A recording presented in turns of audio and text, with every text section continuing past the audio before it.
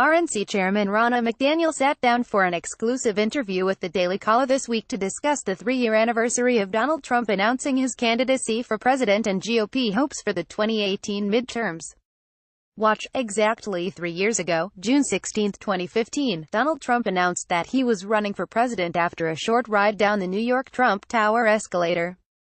McDaniel, who was serving as the chair of the Michigan Republican Party when Trump announced, told THEDC that she was determined to meet with every Republican candidate for president during the primary process and convince them that they could take her state.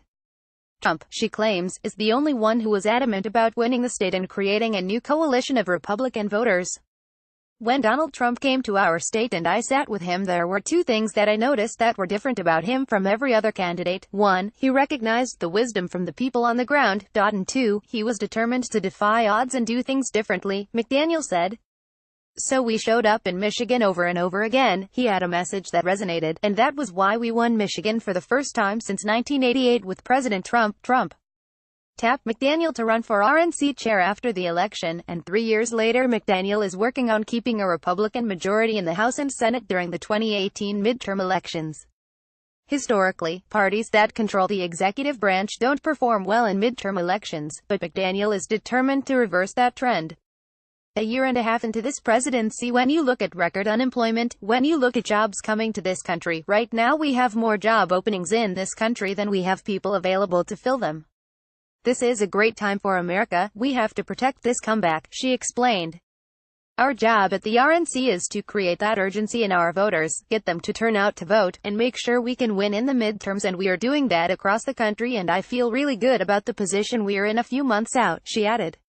Related, Trump celebrates California primary wins. So much for blue wave. Regarding the predictions about a blue wave, McDaniel argued that the economic gains made under Trump and the GOP-led tax cuts should inspire voters to keep Republicans in office.